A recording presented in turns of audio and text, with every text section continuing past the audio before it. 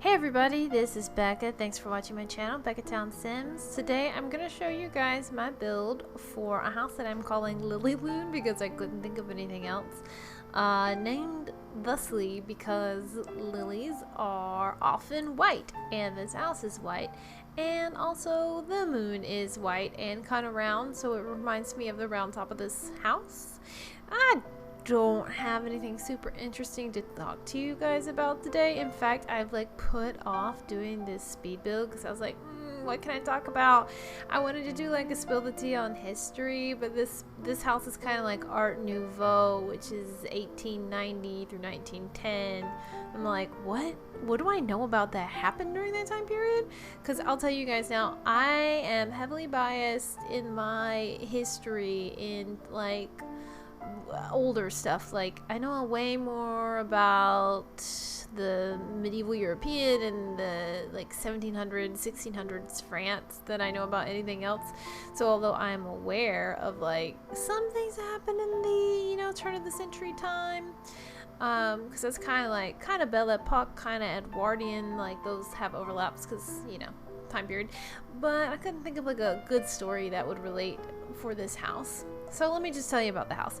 So this is inspired on a dollhouse that I saw on Pinterest. I think it's a type of dollhouse that several people have done. So I was inspired by that. It looks very Art Nouveau to me with the rounded shape at the top. And just quick primer on Art Nouveau style. It didn't last a super long time. Like I said, 1890s or 1910. So it's really only, 20 years.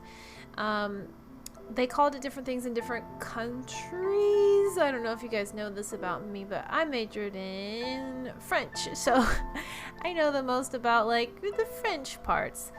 And I don't have too much to say about the style. I don't know a ton, but I know that it was based off of natural shapes, so curving lines like you'd see in leaves or flowers or branches or trees, and things that had a sense of motion to them that weren't stiff. So lots of really nice curves, and there were facades on buildings that had a lot of sculpture work, plaster work in them that made them I really stand out.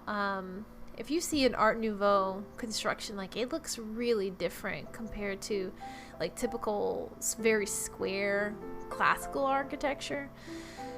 So what else can I say about this house? Let me be real, I kind of neglected the interior a little bit because I don't know what's with me lately, but lately I've been all about that exterior, baby, and have not been doing that much on the inside. I get so bored furnishing, maybe because it takes so long, and by the time I do the exterior of a house, I'm burnt out on wanting anything to do with the inside.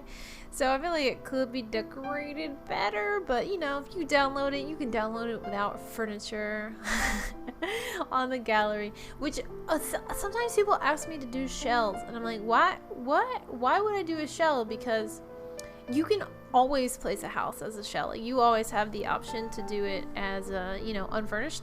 So I don't know why people prefer shells sometimes. If you're the kind of person who does prefer shells, let me know, because I'm genuinely curious. So since I don't have any particular story to tell you guys, how about just some interesting ways that old-timey people were dying back, before modern safety regulations. Oh, and let's be clear though, modern safety regulations also suck often, so we haven't fixed it. It just slowly improves over time. So covering the Victorian, the Edwardian era, there were a lot of innovations going on, and often these innovations were pretty deadly. Washing your clothes used to be really time and labor intensive. People used to do it, this is medieval times, over bridges and everything, and you'd have you can still see some medieval areas where they had the laundry area, but the Victorians made a laundry machine. There was two big roller bars, and you would kind of crank the handle, and it would take the laundry and press it out, I think to wring the water out of it, and those things were super strong. And if you look it up, you can see stories of people, particularly kids, yikes, who got their arms or hands caught up in the machine, and it would just totally mangle them. They're super strong, so people died from that. People also back then had a tendency to not differentiate like between cleaning supplies and household materials, so there were problems because the Victorians knew about like germ theory and microbes, and so they wanted to be cleaner. And I mean, like, germs are terrifying, right? So they started using a lot of like really strong chemicals to clean things, but they didn't have any real regulation about how the chemicals could be packaged, so you could have like something totally toxic, like looking just like your baking soda bar. So there were accidents where people would ingest those or also be overexposed to like household items like that. They also invented refrigeration, and the early refrigerators, I don't know very much about like engineering and mechanics, but something with the way they were done emitted some deadly gases. So you're like, yay, my food's cool, but my lungs are baked because I just breathed in a lot of toxic gas. So yeah, your fridge could poison you, your bathroom could poison you multiple ways. One way was because not a plumber either, but something to do with like the early plumbing piping. If it wasn't set up right, gases could build up from the sewers and come up into your house, and you could breathe in those toxic gases. It could also create explosions because people had a lot of open flame, and you guys know that the lights before electricity were gas lanterns, so there were a lot of like gas outlets in the house as well. So, you know, explosions, fires. When they did get electricity, that was also kind of crazy, because like you have to imagine you have electricity, but you don't know about like insulating wires yet, so you might have uninsulated wires just hanging around your house. If you step on one, oof, sorry bud. Speaking of, I did step on a wire one time that had the coating had come off, and it felt like it was just a little shock for me, but it felt like a needle sticking up through my foot. There was also problems with electricity because you would often only have like one outlet, and people would just plug everything into the one outlet. Like you would have like I can't remember what they're called, but you could you know, like you can do with Christmas lights, just plug everything in together. And so they put all this stuff in, and that was a big fire hazard or an electrocution hazard if you happen to touch those wires. They also, I mean, there's so much innovation that happened in Victorian times. I'm thinking about just now. You guys know like Marie Curie and like radium and everything. So they discovered like radioactivity, and they didn't know that it was super, super harmful. So they would put it like in everything, and I do mean everything. They're like, hey, cool, we can make our food glow, we can make our watches glow. So they would paint watch faces with radium.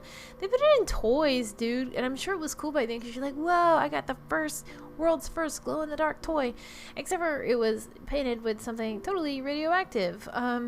So that was bad. That's more of a long-term poisoning though. They also used arsenic in the wallpaper. There's arsenic everywhere. But maybe you guys have heard the color arsenic green, so they would put that in the wallpaper and in paints and stuff. I've also heard, this is not talking about dyeing, but I've also heard that like they made brown paint out of mummies, and just like, oh my god. First of all, this is a tangent, but all of the like robbery of artifacts that the Europeans were doing in this time period, and second of all, that they took like this history out of Egypt and then made paint out of it. Oh my god, it just like hurts to think about. Anyways, that's a tangent. What else did they do that was painful? Oh, like, okay, so they did know about like germs and everything, right? But not everybody was convinced. No shade. I'm just kidding. Tons of shade. For the people who, it's like people who don't want to wear their masks now. We got like microbes going around in the air. Some people are like, I don't believe that masks help. Well, back then they were like, I don't believe that washing your hands help. So you get people like Typhoid Mary, who infected all kinds of people because her nasty butt didn't wash her hands after she went to the bathroom. I don't know if you guys know much about her, but oof, she infected a ton of people because not only did she have disgusting hand washing, like a lack of hand washing. She also was a cook, so she went around to all these different families. It was like, hey, what's up? My name's, is it Mary? My name's Mary, and I'm gonna cook for you. And then she would get her typhoid all in their food, and then these people would get sick, and they'd be like, what's going on? Because she was asymptomatic. Wow, this is so relevant for today's world, because guess what, people, you can spread a virus even if you don't show symptoms. Sorry to preach, but like, yeah, I don't need to explain to you guys, I hope. Staircases are another cause of early death. They didn't come up with a standardized, like, formula for staircases, so they would like cheap out on the servant staircases, and they would be like really steep and really narrow. And if you've ever tried to walk up these old-timey staircases, like, you can see how somebody could trip and break their freaking neck, especially if they're carrying like a big tray of, you know, food for their rich employer up in bed. Anyways, I guess I had more to talk about than I thought, because this is basically the end of the build.